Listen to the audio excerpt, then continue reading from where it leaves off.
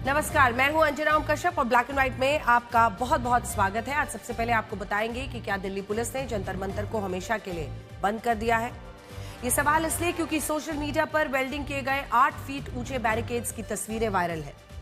दावा है कि नए आंदोलन को रोकने के लिए किलेबंदी की जा रही है, लेकिन पुलिस का कहना है कि जंतर मंतर पर अब भी खुला है सब कुछ और वेल्डिंग सिर्फ 20 जुलाई को टूटे बैरिकेड्स की मरम्मत के लिए की गई है। लेकिन आज हम इसके पीछे का सच आपको बताएंगे, क्योंकि 20 जुलाई को प्रदर्शनकारी संसद भवन से सिर्फ 100 मीटर दूर रह गए थे। और इसके बाद आपको सोनम वांगचुक के बारे में बताएंगे, जो 26 दिनों की भूख हड़ताल और अस्पताल से भावुक संदेश देने के बाद अब एक बार फिर चर्चा में है। इस बार उन्होंने वंदे भारत और चिनाब पुल की तारीफ करते हुए सरकार को युवाओं पर कार्रवाई न करने का वादा भी याद दिलाया। आज आपको बताएंगे कि सोनम वांगचुक ने सरकार पर गर्व करने के लिए क्या शर्त रखी है। जिस वक्त प्रदर्शनकारियों पर सुरक्षा बलों के एक्शन पर सियासत हो रही है, तमाम राजनेता सुरक्षा बलों के जवानों पर कार्रवाई की मांग कर रहे हैं, तब आपको सीआरपीएफ के डीजी ज्ञानेंद्र प्रताप सिंह के बयान के बारे में बताएंगे। उन्होंने जवानों का हौसला बढ़ाते हुए कहा कि ड्यूटी के दौरान ईमानदारी और नियमों के तहत फैसला लेते वक्त बिल्कुल ना हिचकिचाए। अगर कोई जिम्मेदारी या जवाबदेही तय होगी तो उसे वो खुद संभालेंगे, जवानों पर आंच नहीं आने देंगे। लेकिन आज सबसे बड़ा सवाल यह है कि क्या दिल्ली पुलिस ने जंतर मंतर को प्रदर्शनकारियों के लिए बंद कर दिया है। सोशल मीडिया पर कुछ ऐसी तस्वीरें वायरल हो रही हैं जिनमें यह दिखाई देता है कि जंतर मंतर पर लगाए गए लोहे के बैरिकेड्स को वेल्डिंग करके आपस में जोड़ दिया गया है। दावा है कि सरकार को ऐसी आशंका है कि कॉकरोच जनता पार्टी फिर से आंदोलन शुरू कर सकती है, जिसके कारण पुलिस पहले ही ऐसी तैयारी कर रही है कि कोई बड़ा प्रदर्शन ना हो सके। हालांकि ये दावा कितना सही है, इसकी पुष्टि करने के लिए हमारी टीम खुद जंतर मंतर पर पहुंची। वहां जाकर हमें 3 बातें समझ में आई हैं। पहली बात, ये दावा सही है कि कई बैरिकेड्स को वेल्डिंग करके आपस में जोड़ा गया है ताकि उन्हें आसानी से गिराया या तोड़ा ना जा सके। दूसरी बात, जंतर मंतर पर अब भी बड़ी संख्या में दिल्ली पुलिस और रैपिड एक्शन फोर्स के जवान तैनात है, यानी सुरक्षा व्यवस्था पहले की तरह अब भी कड़ी बनी हुई है। और तीसरी बात, आंदोलन खत्म हुए कई दिन हो चुके हैं, लेकिन वहां लगाए गए सीसीटीवी कैमरे, लाउड स्पीकर्स और जो दूसरे अस्थायी सुरक्षा इंतजाम है वो अब भी हटे नहीं हैं। यानी ये तीनों बातें पूरी तरह सही है। लेकिन इन्हीं सारी बातों के बीच दिल्ली पुलिस ने खुद सामने आकर यह कहा है कि जंतर मंतर को किसी भी विरोध प्रदर्शन और धरने के लिए बंद नहीं किया गया है। दिल्ली पुलिस का कहना है कि जंतर मंतर आज भी विरोध प्रदर्शन के लिए खुला है। पहले की तरह अब भी पुलिस की अनुमति लेकर कोई भी वहां जाकर प्रदर्शन किया जा सकता है और मौजूदा नियमों के मुताबिक एक समय में करीब 1000 लोगों को जंतर मंतर पर विरोध प्रदर्शन की अनुमति दी जा सकती है। यानी ये दावा सही नहीं है कि जंतर मंतर को जेनजी युवाओं के विरोध प्रदर्शन के कारण अब हमेशा के लिए बंद कर दिया गया है। यहां ये भी समझिए कि अगर जंतर मंतर विरोध प्रदर्शन के लिए खुला है तो पुलिस ने वहां 8 फीट ऊंचे बैरिकेड्स क्यों लगाए हैं और उन्हें इस तरह वेल्डिंग से क्यों जोड़ा गया है। पुलिस का कहना है कि 20 जुलाई को हुए हंगामे में कई बैरिकेड्स टूट गए थे और इसलिए उनकी मरम्मत कराई गई है। दूसरा, जिन बैरिकेड्स पर आपत्तिजनक नारे और प्रधानमंत्री नरेंद्र मोदी के खिलाफ अपशब्द लिखे गए थे, उन्हें दोबारा ठीक किया गया है, पेंट किया गया है। और तीसरा, इन बैरिकेड्स को वेल्डिंग से जोड़ने की व्यवस्था नई नहीं है और ये पहले भी होता रहा है। 20 जुलाई के आंदोलन में जब प्रदर्शनकारियों ने बैरिकेड्स को गिराने की कोशिश की थी, तब भी कई जगह इन्हीं बैरिकेड्स को वेल्डिंग से जोड़कर मजबूत किया गया था। पुलिस का कहना है कि इसका मकसद किसी आंदोलन या विरोध प्रदर्शन को रोकना नहीं, बल्कि भीड़ को नियंत्रित करना और कानून व्यवस्था बनाए रखना है। और ये जरूरी क्यों है, उसके लिए अब आप इन तस्वीरों को जरा देखिए। अब तक यही कहा जा रहा था कि 20 जुलाई को दिल्ली पुलिस ने प्रदर्शनकारियों को संसद भवन की ओर बढ़ने से रोक दिया था, लेकिन हमारी जांच में मिले 5 अलग अलग सीसीटीवी कैमरों के फुटेज एक अलग तस्वीर दिखाते हैं। इन फुटेज में साफ दिखाई देता है कि उस दिन बड़ी संख्या में प्रदर्शनकारी संसद भवन के चारों ओर मौजूद अलग अलग रास्तों तक पहुंच गए थे और कई जगहों पर उनकी दूरी जो है वो संसद भवन से सिर्फ 100 मीटर रह गई थी। इनमें भी सबसे अहम फुटेज रेल भवन के पास सेल्फी पॉइंट इलाके का है। यहां बड़ी संख्या में प्रदर्शनकारी मौजूद थे।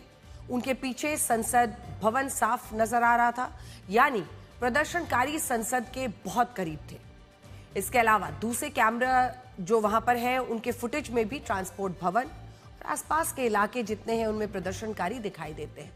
कई जगह उनके पीछे संसद भवन और संसद परिसर की इमारतें साफ नजर आती हैं। यानी इन तस्वीरों से साफ संकेत मिलता है कि धारा 163 लागू होने के बावजूद कई जगह प्रदर्शनकारी पुलिस का सुरक्षा घेरा तोड़ने में कामयाब रहे थे। अब सवाल है कि ऐसा हुआ कैसे? तो पुलिस की जो शुरुआती रणनीति थी वो ये थे कि जो लोग जंतर मंतर पहुंच जाएं उन्हें धरना स्थल तक जाने दिया जाए, लेकिन वहां से बाहर निकलकर संसद की ओर ना जाने दिया जाए। दूसरी तरफ जो प्रदर्शनकारी मेट्रो से आ रहे थे उन्हें स्टेशन या रास्ते में ही रोकने की कोशिश की जाए, लेकिन दावा है कि यही रणनीति उल्टी पड़ गई। जैसे जैसे लोगों को जंतर मंतर के अंदर आने दिया गया, वहां भीड़ लगातार बढ़ती गई। बाहर निकलने के रास्ते सीमित थे, पुलिस लोगों को आगे नहीं बढ़ने दे रही थी। इससे भीड़ का दबाव बढ़ता गया और आखिरकार कई जगह बैरिकेड्स टूटे और बड़ी संख्या में लोग अलग अलग दिशाओं में निकल पड़े।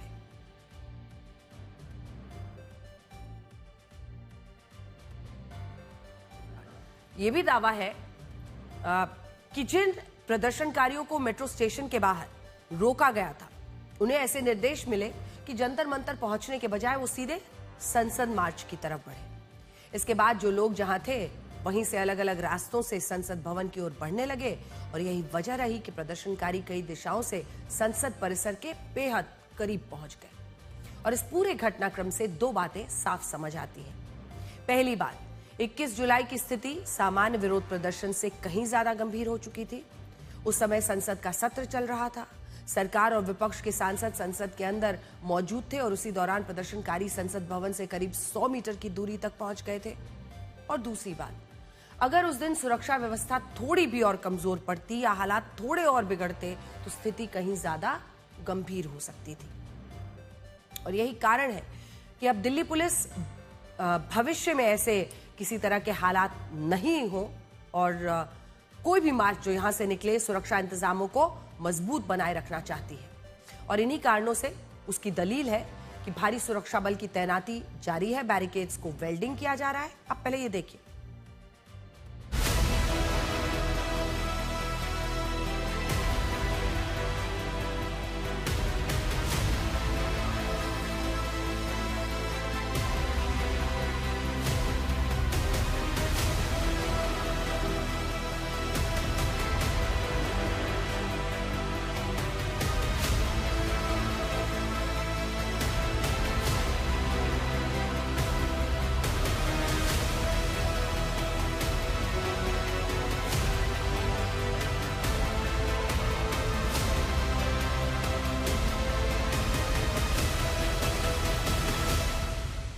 इस वक्त जंतर मंतर के बाहर की तस्वीरें हैं जहां रैपिड एक्शन फोर्स अभी भी डिप्लॉयड है और उनके पीछे अगर आप देखें तो ये बड़े बड़े विशालकाय जो बैरिकेड्स हैं ये अब यहां पर लगा दिए गए हैं। ये पिछले कई सालों से ऐसे बैरिकेड्स यहां पर नहीं लगे थे। ये बैरिकेड्स आखिरी बार जो देखा गया था वो किसान आंदोलन के टाइम पर दिल्ली के बॉर्डर्स पे लगे हुए दिखाई दिए थे, लेकिन इस वक्त आप देखें तो जंतर मंतर पर भी इस तरह के बैरिकेड्स जो एंट्री पर हैं। इसके अलावा जो एक नई चीज इस वक्त दिखाई दे रही है जंतर मंतर पे वो है इन बैरिकेड्स का आपस में वेल्ड होना।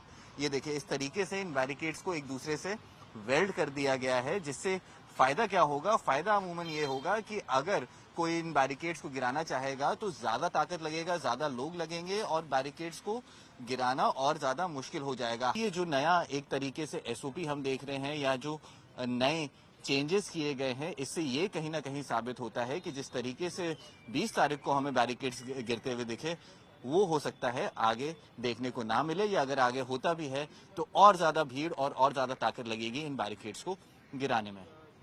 वीडियो जर्नलिस्ट प्रदीप गुप्ता के साथ अंशुल सिंह, आज तक। इस सब के बीच सीआरपीएफ यानी सेंट्रल रिजर्व पुलिस फोर्स के डायरेक्टर जनरल ज्ञानेंद्र प्रताप सिंह का एक बहुत बड़ा बयान आया है।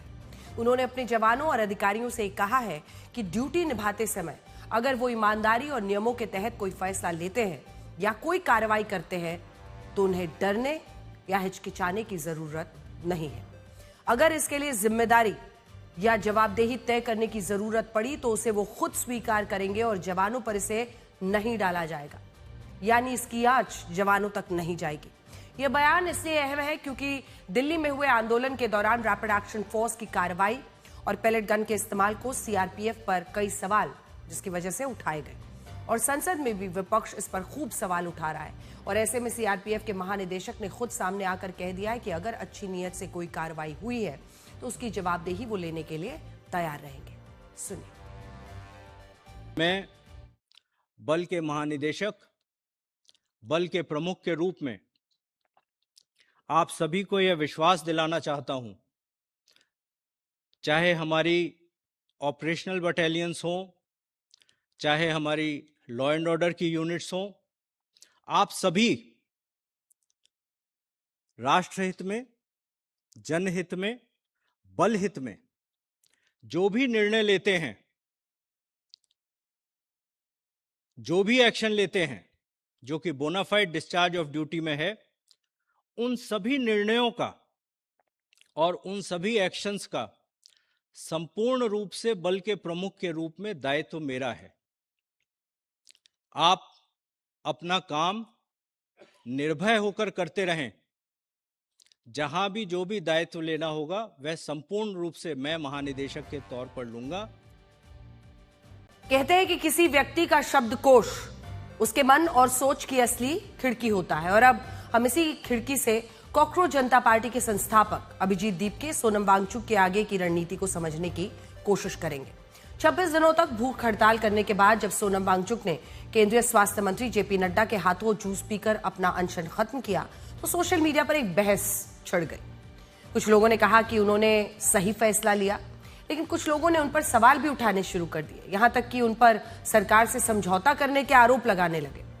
उस वक्त स्थिति ऐसी बन गई कि सोनम वांगचुक को अस्पताल से ही एक वीडियो जारी करना पड़ा और उन्होंने भावुक होकर कहा कि क्या 26 दिनों की भूख हड़ताल के बाद भी अब उन्हें अपनी ईमानदारी का सर्टिफिकेट देना पड़ेगा। ये बात उन्हें इसलिए भी ज्यादा चुभी क्योंकि इस पूरे आंदोलन की शुरुआत करने वालों में सबसे प्रमुख चेहरा वही थे और इसी के साथ साथ उनकी भूख हड़ताल की वजह से वहां पर पूरे देश में एक भावनात्मक उफान आया। जब उन्होंने भूख हड़ताल शुरू की थी तब देश भर के हजारों जेनजी युवाओं ने सोशल मीडिया पर अभियान चलाया था। लोग एक दूसरे से अपील कर रहे थे कि अगर सोनम वांगचुक युवाओं के भविष्य के लिए भूखे रह सकते हैं तो वो जंतर मंतर जाकर उनका साथ नहीं दे सकते। और एक मुहिम चली, यानी उस वक्त सोनम वांगचुक इस आंदोलन की सबसे बड़ी प्रेरणा बन गए थे। लेकिन आंदोलन खत्म होने के बाद माहौल बदला। कुछ लोगों और कुछ नेताओं ने उन पर सरकार के साथ समझौता करने के आरोप लगाने शुरू किए, जिसके कारण सोशल मीडिया पर सोनम वांगचुक को लेकर एक बहस चलती रही और अब लगभग वही बहस एक बार फिर से शुरू हो गई है। आज सुबह दरअसल सोनम वांगचुक ने एक नया वीडियो पोस्ट किया। इसमें उन्होंने बताया कि दिल्ली से श्रीनगर के बीच उन्होंने पहली बार वंदे भारत ट्रेन में सफर किया। उन्होंने चिनाब नदी पर बने हुए दुनिया के सबसे ऊंचे रेलवे पुल को भी पहली बार देखा और कहा कि यह अनुभव उनके लिए बहुत शानदार रहा। उन्होंने कहा कि उन्हें भारतीय रेल पर गर्व है। इसके बाद उन्होंने सरकार द्वारा पेपर लीक रोकने के लिए बनाए गए संशोधित कानून का भी स्वागत किया और उम्मीद जताई कि जिस तरह परीक्षा प्रणाली को सुधारने की कोशिश की जा रही है उसी तरह पूरी शिक्षा व्यवस्था में सुधार होंगे। और यहां उन्होंने सिर्फ तारीफ नहीं की, वीडियो के आखिर में उन्होंने सरकार को उसका एक वादा भी याद दिलाया।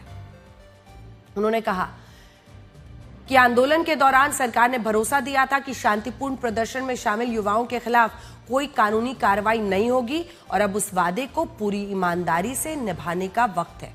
यानी एक ही वीडियो में उन्होंने सरकार के कुछ फैसलों की सराहना की, सरकार को उसका वादा भी याद दिलाया। लेकिन सोशल मीडिया का एक हिस्सा सिर्फ पहले हिस्से पर थम गया है, रुक गया है। कुछ लोगों ने कहना शुरू कर दिया है कि अगर सोनम वांगचुक वंदे भारत ट्रेन और चिनाब ब्रिज की तारीफ कर रहे हैं तो इसका मतलब है अब उनका रुख बदल गया है।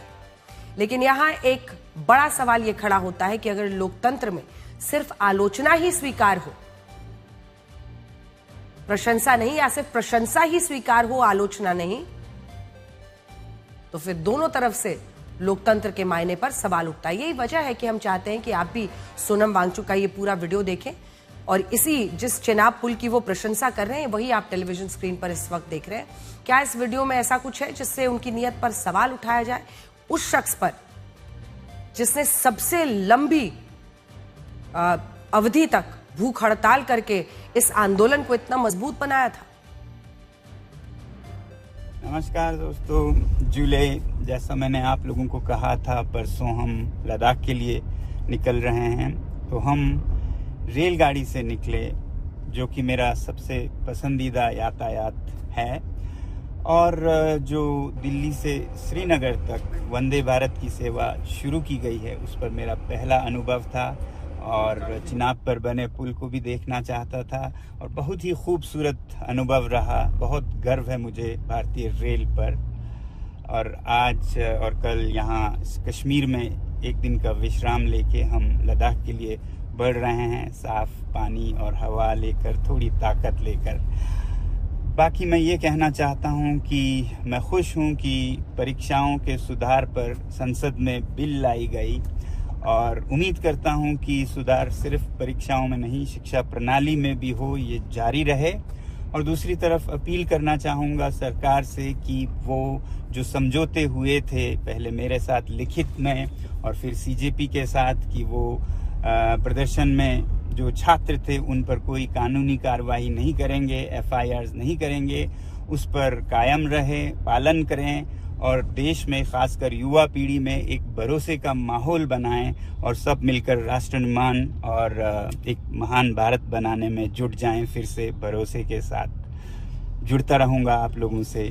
जय हिंद। अब बात करते हैं इस आंदोलन के दूसरे प्रमुख चेहरे अभिजीत दीपके की। इस वक्त दीपके और सोनम वांगचुक दोनों की चिंता लगभग एक है।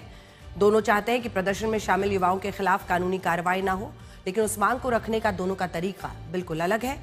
दीपके का अंदाज आक्रामक है, वो सरकार को घेर रहे हैं। वहीं चिनाब ब्रिज की तारीफ को लेकर बातचीत आगे बढ़ रही है वांगचुक की तरफ से। सरकार को दीपके चेतावनी देते हुए अगर युवाओं के खिलाफ दर्ज मामलों को वापस नहीं लिया गया तो आंदोलन दोबारा शुरू होगा, पहले से बड़ा होगा।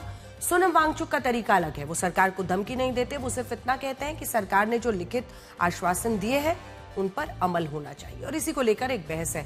उनका कहना है कि सोनम वांगचुक का कि युवाओं का भरोसा टूटना नहीं चाहिए, सरकार को अपना वादा निभाना चाहिए। और इसी वजह से आज सोशल मीडिया पर सिर्फ इस आंदोलन की नहीं बल्कि दोनों के कार्यशैली और भाषा की भी चर्चा हो रही है। अगर FIR पीछे नहीं लेते और स्टूडेंट्स को ऐसे ही परेशान करते रहेंगे तो हम फिर से आंदोलन करेंगे। इस सरकार को ये बात समझनी चाहिए कि स्टूडेंट्स का गुस्सा कम नहीं हुआ है। अगर उन्हें लगता है एक धर्मेंद्र प्रधान का इस्तीफा देकर ये गुस्सा ठंडा हो जाएगा, ऐसा नहीं है। गुस्सा बहुत ज्यादा है लोगों में और जरूरत पड़ी तो ये आंदोलन फिर होगा और जो पिछला हुआ उससे भी बड़ा आंदोलन होगा। मैं खुश हूं कि परीक्षाओं के सुधार पर संसद में बिल लाई गई और उम्मीद करता हूं कि सुधार सिर्फ परीक्षाओं में नहीं, शिक्षा प्रणाली में भी हो, ये जारी रहे। अब ये मांग लगातार हो रही है कि पेपर लीक के खिलाफ हुए आंदोलन में जो प्रदर्शनकारी शामिल हुए उनके खिलाफ कानूनी कार्रवाई नहीं होनी चाहिए। केंद्र सरकार ने खुद इस मांग पर अपनी सहमति दी है। ज्यादातर जो राज्य हैं उनमें प्रदर्शनकारियों के खिलाफ दर्ज हुए मुकदमों को वापस भी लिया गया है। लेकिन आज ही हमारे पास दिल्ली पुलिस की एक इंटरनल रिपोर्ट आई है। अब ये रिपोर्ट क्या कहती है? ये बताया गया है कि जब जंतर मंतर पर कॉकरोच जनता पार्टी का ये आंदोलन चल रहा था तब वहां कुल 2873 जो अपराधियों हैं उनको देखा गया। इनमें 101 अपराधी हत्या, 62 अपराधी हत्या की कोशिश, 284 अपराधी डकैती और लूट, 61 अपराधी रेप, 229 अपराधी आर्म्स एक्ट, 135 अपराधी लूटपाट, 19 अपराधी अपहरण, 25 अपराधी महिला उत्पीड़न और 6 अपराधी पॉक्सो मामले के थे। और जानते हैं आंदोलन में घुसे इन अपराधियों की पहचान कैसे हुई? पुलिस ने फेशियल रिकॉग्निशन कैमरे और गाड़ियां खड़ी की थी, जिनमें कैमरों की मदद से पुलिस रिकॉर्ड के आधार पर इन अपराधियों को पहचाना गया। इनके चेहरे स्कैन करके उनकी प्रोफाइल की जांच हुई। हम यहां 2 बातें और जोड़ना चाहते हैं। पहली बात, चेहरों को स्कैन करके जिस तरह उनका डिजिटल रिकॉर्ड इकट्ठा किया जाता है उसका लीगल फ्रेमवर्क अभी तय नहीं हुआ है और हाईकोर्ट में इस पर सुनवाई चल रही है कि क्या पुलिस का ऐसा करना लोगों की निजता का हनन है, उल्लंघन है। और दूसरा, अगर इन अपराधियों को इस आंदोलन में देखा गया तो इसका मतलब ये बिल्कुल नहीं होता कि आंदोलन इन अपराधियों का था। ये अपराधी इस आंदोलन के आसपास जरूर दिखे, लेकिन खुद पुलिस ने अब तक ऐसा कुछ नहीं कहा है कि इन अपराधियों का आंदोलन से कोई कनेक्शन था। यहां इस खबर को ब्लैक एंड व्हाइट में भी देखना होगा। अब तक आपको यह तो बताया गया कि जंतर मंतर के आसपास हत्या, रेप, डकैती, लूट के कितने अपराधियों को देखा गया, लेकिन क्या आपको पता है कि अगर यही फेशियल रिकॉग्निशन कैमरे जो हैं वो संसद, अलग अलग राज्यों की विधानसभाओं में लगा दिए जाए तो ये सवाल आएगा कि न जाने कितने माननीय ऐसे नजर आ जाएंगे जिन पर हत्या की कोशिश, रेप, डकैती, लूट जैसे गंभीर आरोप है। 2024 में देश के 46% सांसद दागी थे। इनमें भी 31% सांसदों पर हत्या, रेप, लूट, अपहरण जैसे संगीन अपराध के मामले थे और आज भी हैं। राज्यसभा में 31% सांसदों पर गंभीर आपराधिक मुकदमे दर्ज हैं। और अगर राज्य सरकारों की बात करें तो 14 राज्य और केंद्र शासित प्रदेशों के मुख्यमंत्रियों पर आपराधिक मुकदमे दर्ज हैं। यहां हम इन नेताओं की प्रतिष्ठा पर सवाल नहीं उठा रहे, हम सिर्फ ये बताने की कोशिश कर रहे हैं कि जब आपराधिक मामलों की बात होती है तो हमको देखना होगा कि हमारे कितने नेता दागी हैं। कई नेता तो अपराध करने के बाद राजनीति में आए और सांसद और विधायक भी बन गए। यहां यह भी समझना होगा कि भारत का जेनजी आंदोलन श्रीलंका, बांग्लादेश, नेपाल के जेनजी आंदोलन से बहुत अलग था। श्रीलंका के जेनजी वहां की संसद, राष्ट्रपति भवन में घुस गए। राष्ट्रपति गोटाबाया राजपक्षे को देश छोड़कर भागना पड़ा। बांग्लादेश के जेनजी आंदोलन में भी 1400 लोग मारे गए थे और शेख हसीना को अपना देश छोड़कर भारत में शरण लेनी पड़ी। नेपाल के जेनजी आंदोलन में भी 76 लोग मारे गए, खूब खराबा हुआ खूब। लेकिन भारत का जेनजी आंदोलन अपने मुद्दे से भटका नहीं। सरकार ने प्रदर्शनकारियों से संवाद किया, उनकी मांगों पर सहमति दी। केंद्रीय शिक्षा मंत्री धर्मेंद्र प्रधान का इस्तीफा हुआ, आंदोलन खत्म हुआ। इसके अलावा यह आंदोलन सिर्फ जंतर मंतर तक सीमित नहीं था। जो लोग इसे सिर्फ जंतर मंतर का आंदोलन मानते हैं वो गलती कर रहे हैं। 17 जुलाई से 19 जुलाई के बीच पूरे देश में 27 विरोध प्रदर्शन हुए, यानी हर दिन औसतन 9 विरोध प्रदर्शन इस पेपर लीक के खिलाफ हुए।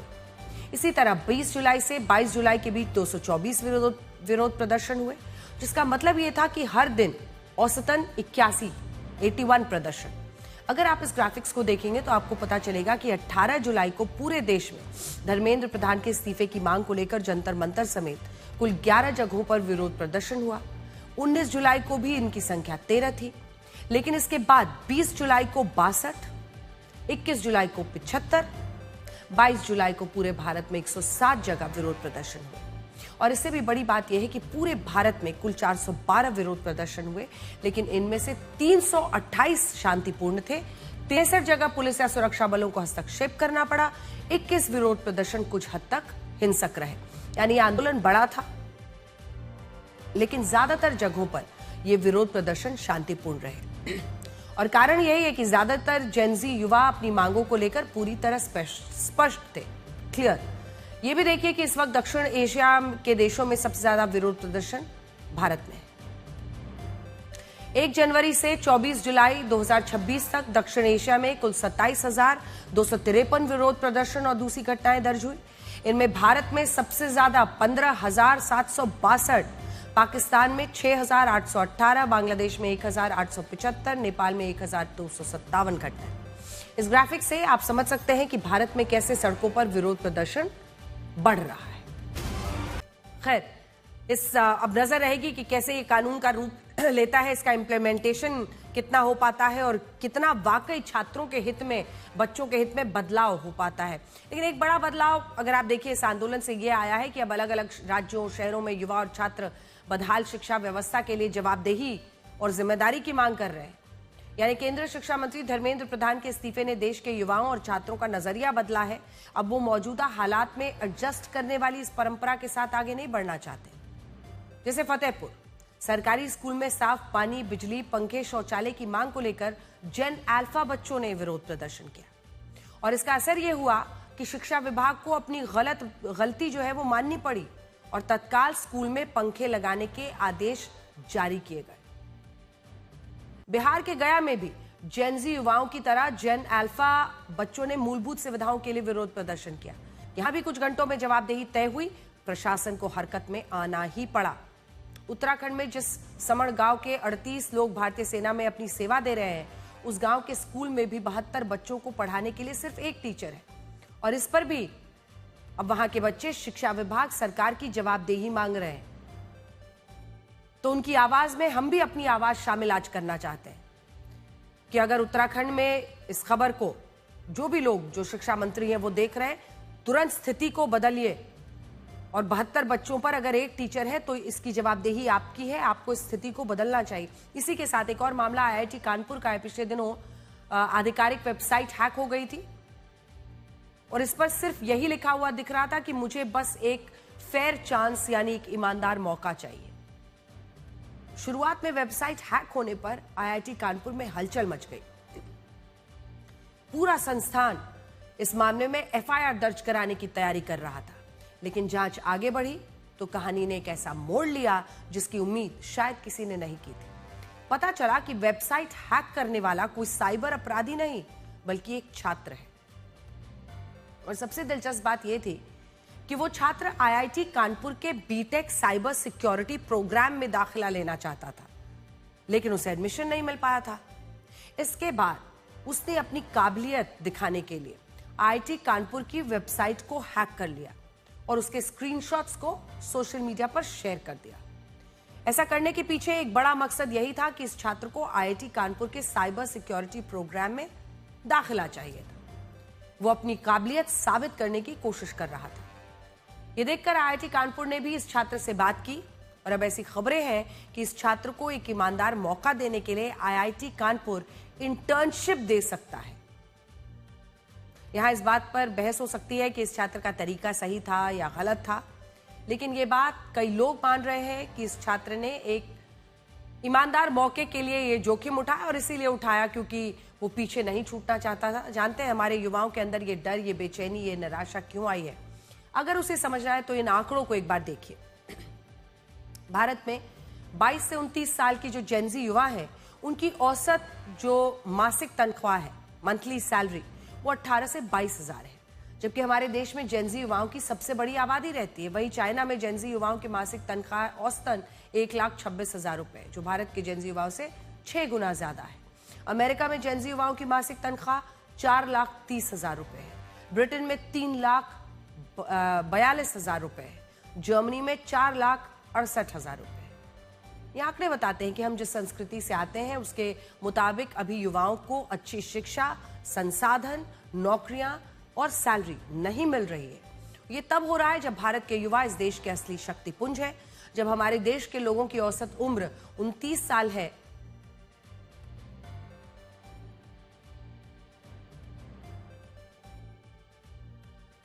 मुझे लगता है उसमें कुछ गलती थी, औसतन उम्र देश की 29 साल नहीं है।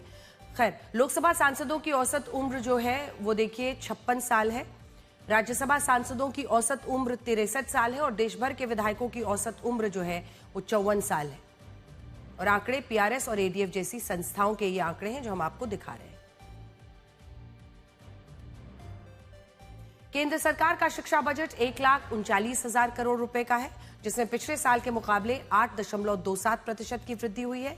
लेकिन क्या आप जानते हैं कि केंद्र सरकार और हमारी राज्य सरकारें एक साल में शिक्षा पर जितना पैसा खर्च करती हैं वो हमारी कुल GDP के सिर्फ 4.1% के बराबर है, जबकि 2020 की नेशनल एजुकेशन पॉलिसी ये कहती है कि देश का शिक्षा खर्च GDP के 6% के बराबर होना चाहिए। यानी हम शिक्षा की जो जरूरत है उसके मुताबिक खर्च नहीं कर रहे। ये बात सही है कि शिक्षा पर हमारा खर्च पाकिस्तान, नेपाल, श्रीलंका, बांग्लादेश, चाइना के अनुपात में ज्यादा है, लेकिन फिर भी ये खर्च सरकार के ही मुताबिक पर्याप्त नहीं है। यही कारण है कि आज शायद पेटेंट एप्लीकेशंस दायर करने के मामले में भारत बहुत ज्यादा पीछे है। वर्ल्ड इंटेलेक्चुअल प्रॉपर्टी इंडिकेटर्स की पिछले साल की रिपोर्ट कहती है कि चाइना ने 18 लाख पेटेंट एप्लीकेशंस दायर की। 12.5 करोड़ की आबादी वाले जापान ने भी 3 लाख से ज्यादा पेटेंट्स के लिए आवेदन दिया, लेकिन भारत ने इसी दौरान 64,000 पेटेंट एप्लीकेशंस भेजे। और इसी स्थिति में पिछले कुछ सालों में सुधार हुआ, लेकिन ये स्थिति अब भी अच्छी नहीं है। बड़ी बात क्या है? शिक्षा व्यवस्था में कई खामियों के कारण आज प्राइवेट स्कूल्स में बच्चों की भीड़ बढ़ती जा रही है। भारत के 289 बच्चों पर एक प्राइवेट स्कूल है, जबकि 118 बच्चों पर एक सरकारी स्कूल। यानी सरकारी स्कूल ज्यादा है, फिर भी बहुत सारे लोग अब अपने बच्चों को महंगी फीस देकर प्राइवेट स्कूल्स में पढ़ाना चाहते हैं। और इनमें भी कई माता पिता की ये शिकायत होती है कि सरकारी स्कूलों में शिक्षा का स्तर बहुत कमजोर है। उदाहरण के लिए 1,843,00,000 स्कूल तो ऐसे हैं जहां एक से ज्यादा टीचर नहीं है। और यह बात सिर्फ स्कूल्स की नहीं है, भारत में जो बच्चे 12वीं कक्षा के बाद अपनी पढ़ाई जारी रखते हैं, ऐसे भी 2222 बच्चों पर एक सरकारी कॉलेज है। और यही वजह है कि इन कॉलेजेस से डिग्री लेने के बाद भी बहुत सारे युवा आज बेरोजगार जा रहे हैं। जून 2026 में 15 से 29 साल के युवाओं की बेरोजगारी दर 16.2% रही, जिससे आप हमारे युवाओं की इस पीड़ा को समझ सकते हैं। इसी शिक्षा व्यवस्था के कारण साल 2024 तक भारत के 13 लाख से ज्यादा बच्चे विदेशों में पढ़ने के लिए गए और इनमें भी सबसे ज्यादा बच्चों ने अपनी शिक्षा के लिए कनाडा देश को चुना। सोचिए, भारत कनाडा से बड़ी अर्थव्यवस्था है, लेकिन हमारी शिक्षा व्यवस्था और शिक्षा गुणवत्ता कनाडा से बहुत पीछे। ये भी सोचिए कि सारी बातें उस भारत की शिक्षा के बारे में है जहां कल ही गुरु पूर्णिमा का त्योहार मनाया गया।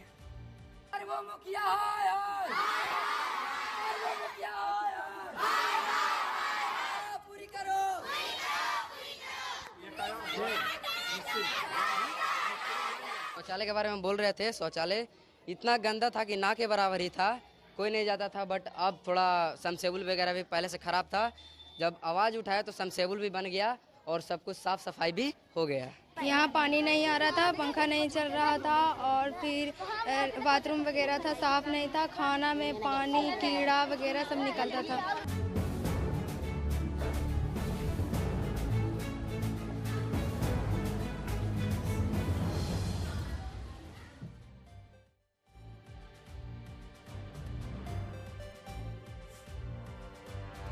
हमारे देश में सबसे बड़ी समस्या राजनीति की है। जो पार्टियां बीजेपी शासित राज्यों में छात्रों के विरोध प्रदर्शन और पेपर लीक के मुद्दे पर आक्रोश दिखाती हैं, वही पार्टियां अपने राज्यों की स्थिति पर खामोश रहती हैं।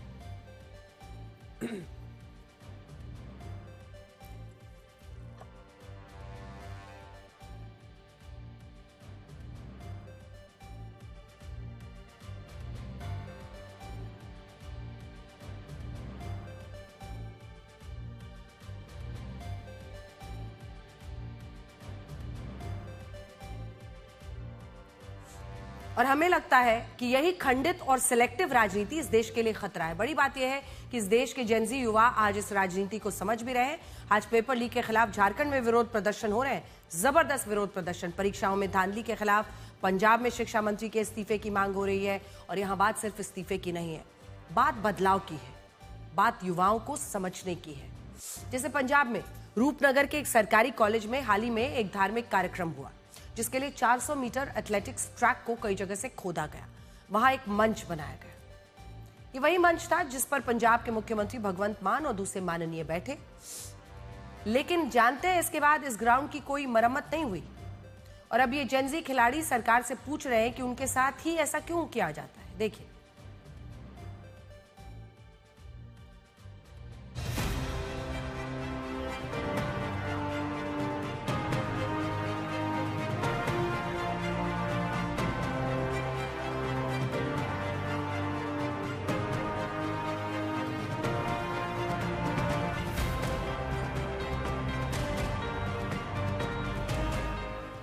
यहाँ पर एक रिलीजियस फंक्शन जो है वो कराया गया पंजाब सरकार द्वारा, आम आदमी पार्टी गवर्नमेंट, क्योंकि रिलीजियस फंक्शंस करा रही है एक शाम शिव के नाम अलग अलग शहरों में। तो रोपड़ में भी कल रात को जो है ये फंक्शन कराया गया, जिसमें मुख्यमंत्री भगवंत सिंह मान शामिल हुए थे। लेकिन बड़ी बात यह है कि किस तरह एक पूरे ग्राउंड को सेक्रीफाइस कर दिया गया। ये एक स्पोर्ट्स ग्राउंड है, पंजाब स्पोर्ट्स के लिए नोन है। यहाँ से खिलाड़ी जो हैं पंजाब के, वो बड़े बड़े टूर्नामेंट्स में जाते हैं, मेडल लाते हैं। लेकिन उनकी स्पोर्ट्स ग्राउंड का क्या हल किया गया है एक रिलीजियस फंक्शन के लिए, आप देख सकते हैं। ये कोई सरकार ने नहीं इसके ऊपर काम किया था। कार सेवा के थ्रू बाबा जी टिब्बी साहब बड़े हैं, उन्होंने अपने पैसों से, लोगों के पैसों से, संगत के पैसा इकट्ठा करके यहाँ पर ट्रैक बनवाया था। वो सारा तहस नहस कर दिया। और बाहर आप बोर्ड देखोगे, कॉलेज का बोर्ड लगा हुआ है, ये सरकारी कॉलेज का ग्राउंड है, ये सरकारी कॉलेज है पीछे, वहां बोर्ड पे लगा हुआ है अंदर कोई भी धार्मिक प्रोग्राम नहीं हो सकता। आज आपने एक परमिशन दे दिया, आपने एक फ्लड गेट्स खोल दिया। अब किसी और धर्म के कोई और, यही चाहे कोई भी धर्म का होगा, वो आके कहेंगे हम भी प्रोग्राम करेंगे, तो आप उनको कैसे मना करोगे? अगर सरकार एक प्रोग्राम करा सकती है तो कोई भी प्रोग्राम करवा सकता है।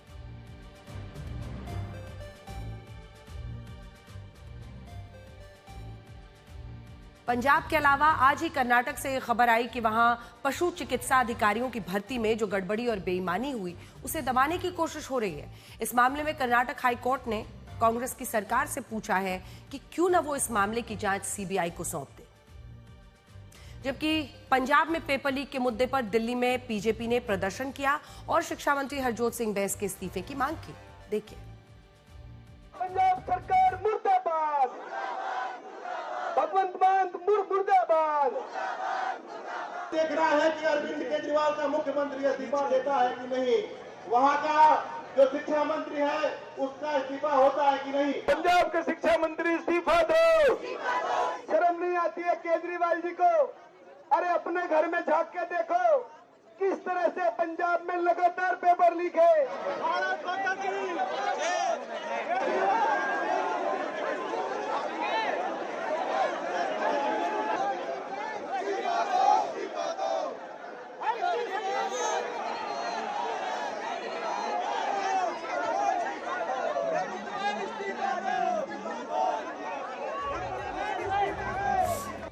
खैर, आज की एक और बड़ी खबर यह है कि अब से कोई वंदे मातरम का अपमान करेगा तो उसे अधिकतम 3 साल जेल की सजा हो सकती है। सरकार इसे लेकर जो बिल लाई थी वो राज्यसभा के बाद आज लोकसभा में भी पास हो गया है।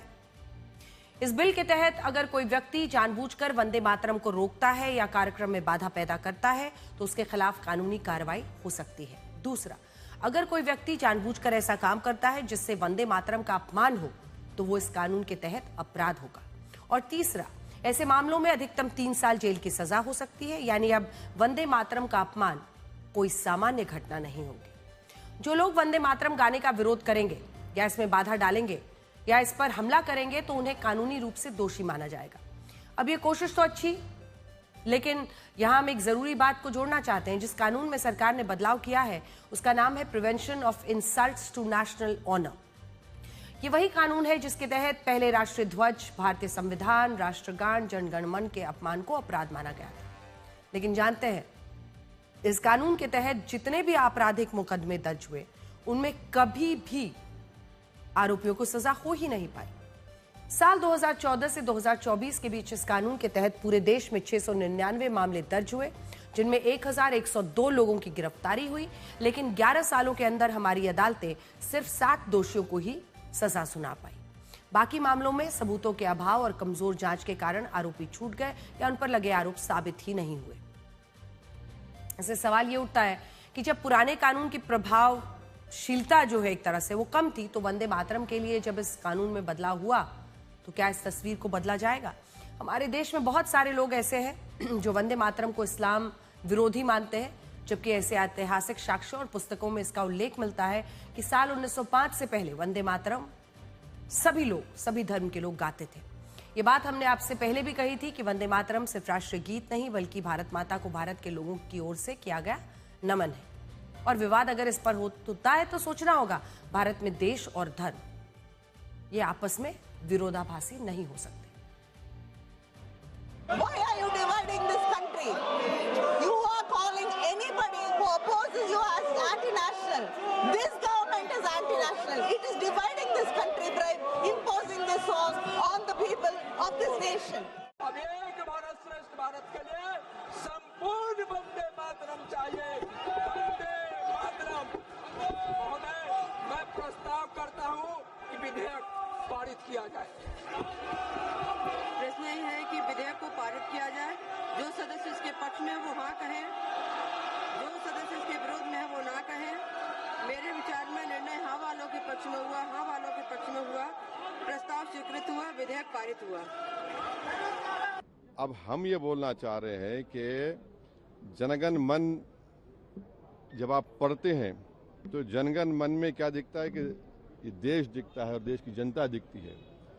जब आप वंदे मातरम पढ़ते हैं तो वो तो एक भगवान और देवी के बारे में पूजा की बात है उसमें।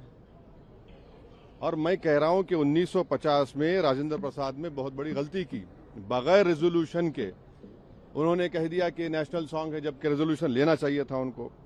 तो और कहीं पर भी नेशनल सॉन्ग का डेफिनेशन नहीं है।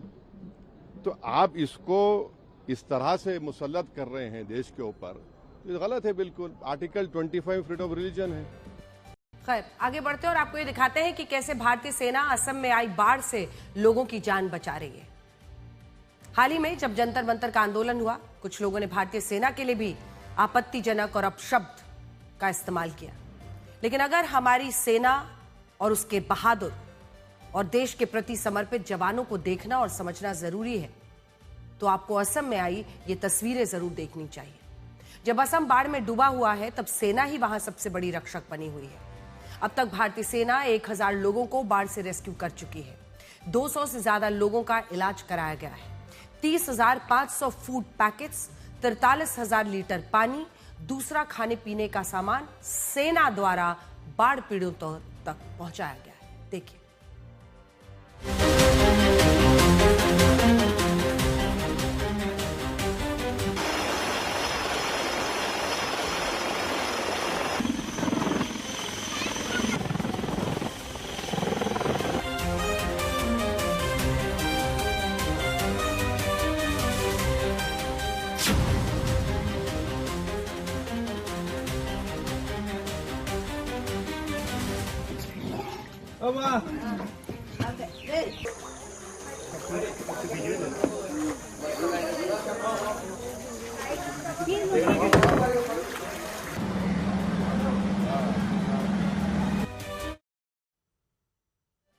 आज जब पूरा असम बाढ़ का शिकार है, इंसान से लेकर जानवर तक जान बचाने के लिए जद्दोजहद कर रहे हैं, तब ये सोचना होगा कि आखिर असम देश में चर्चा का सबसे बड़ा मुद्दा क्यों नहीं है।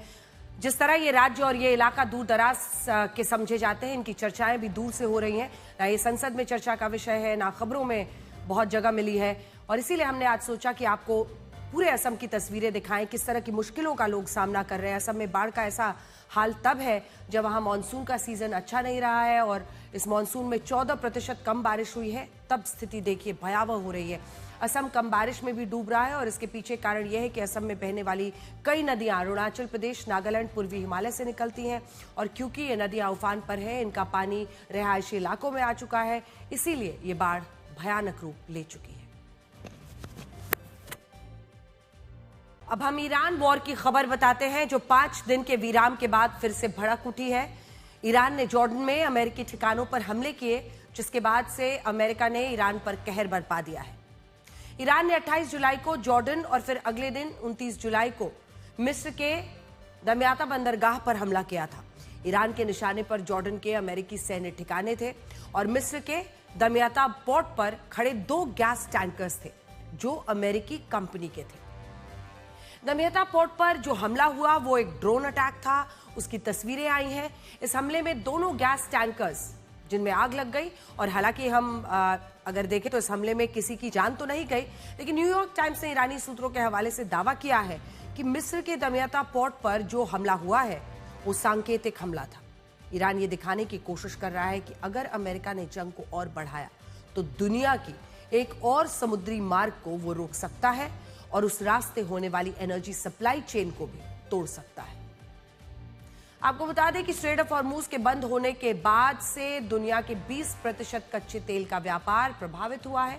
हालांकि इसी के पास में एक और समुद्री मार्ग जो बाबल मंदेब है, जिसके बारे में हम लगातार आपको बता रहे हैं, जिसके चलते अगर आप देखिए तो ये रास्ता रहने की वजह से बहुत ज्यादा दिक्कतें तो अभी नहीं हो रही हैं, लेकिन ईरान ने मिस्र के जिस बंदरगाह पर हमला किया है वो बाबल मंदेब और सुएज कैनाल समुद्री मार्ग से जुड़ा एक बहुत महत्वपूर्ण बंदरगाह है। ये हमला करके ईरान ने दिखा दिया है कि वो बाबल मंदेब समुद्री मार्ग को भी रोकने में सक्षम है और इसका मतलब समझते हैं आप। इधर हॉर्मूज का बंद होना, इधर बाबल मंदेब का बंद होना, यानी तेल की कीमतों में बेतहाशा इजाफा। इन दोनों हमलों को देखते हुए डोनाल्ड ट्रंप ने ईरान को एक बड़ी चेतावनी दी। ओवल ऑफिस में पत्रकारों से बात करते हुए उन्होंने कहा कि अमेरिका अब ईरान पर एक बड़ा हमला करेगा क्योंकि अब अमेरिका की बारी है। अमेरिकी अधिकारियों के मुताबिक जॉर्डन में ईरान के हमलों को पूरी तरह से नाकाम कर दिया गया और उनसे कोई नुकसान नहीं हुआ, लेकिन इन हमलों ने अमेरिका को भड़का दिया और कल रात अमेरिका ने ईरान के रणनीतिक ठिकानों पर जबरदस्त बमबारी की। अमेरिका ने फारस की खाड़ी में खुजेस्तान प्रांत के अरवंद, कनार, आबादान और अहवाज में अटैक किए। इसके अलावा उन्होंने इस्फहान प्रांत के शदगान पर भी बमबारी की। अमेरिकी सेना ने बुशहर पर भी अटैक किया। फिर इसके बाद एक साथ किश, केशम और अबू मूसा द्वीप पर अटैक किए हैं। अमेरिकी सेंट्रल कमांड ने साफ कहा है कि ईरान द्वारा अमेरिकी सैन्य बेस पर किए गए नाकाम हमलों के जवाब में ही IRGC के 10 से ज्यादा ठिकानों पर हमले किए गए। हमलों का target military command centre, missiles और ड्रोन फैसिलिटी और सर्विलेंस सेंटर्स है। सेंट्रल कमांड ने ईरान को याद दिलाया कि मिडिल ईस्ट में अभी भी अमेरिकी सेना के 50,000 से ज्यादा सैनिक मौजूद हैं, जो किसी भी वक्त और कैसे भी परिस्थिति में सैन्य ऑपरेशन के लिए तैयार रहते हैं। ईरान ने जॉर्डन के अमेरिकी सैन्य ठिकानों पर जो हमले किए, वो अमेरिका और सऊदी अरब के इराक पर किए गए हमले का जवाब था। 28 जुलाई को अमेरिका ने सऊदी अरब के साथ मिलकर इराक के एक मिलिशिया ग्रुप PMF के ठिकानों पर हमला किया था। PMF इराक का एक शिया मिलिशिया ग्रुप है, जिसे ईरान ने आर्थिक मदद और हथियार मिलते हैं। सऊदी अरब का दावा था कि पिछले कुछ हफ्तों में इस मिलिशिया ग्रुप ने उनके ऊर्जा ठिकानों पर कई हमले किए और ये हमले ईरान के आदेश पर हुए। यही वजह थी कि सऊदी अरब ने अमेरिका के साथ मिलकर PMF पर हमला किया और इस हमले में 20 PMF आतंकी मारे गए। PMF पर हुए हमलों के जवाब में ही ईरान ने जॉर्डन पर 5 मिसाइलें दागी थी, जो नाकाम हो गई और उसके बाद अमेरिका ने ईरान पर भीषण बमबारी की। अब इस बमबारी के बाद ईरान ने धमकी दी है कि आज रात अमेरिका को इस हमले की सजा दी जाएगी। फार्स न्यूज एजेंसी के मुताबिक IRGC ने बड़े हमलों की चेतावनी जारी की है और साथ ही साथ दुनिया भर के देशों को धमकाया है कि ईरान की इजाजत के बिना हॉर्मुज से कोई भी जहाज नहीं गुजरेगा। यानी अगर किसी देश ने ऐसा किया तो ईरान उनके जहाजों पर हमला करेगा। तो आज के लिए ब्लैक एंड व्हाइट में इतना ही। अब आपसे हमारी अगली मुलाकात होगी कल रात 9 बजे। तब तक खुश रहिए, सुरक्षित रहिए, स्वस्थ रहिए और सब नजरिए का फेर है। जो तराशता है उसे खूबी दिखाई देती है, जो तलाशता है उसे खामी दिख ही जाती है। नमस्कार।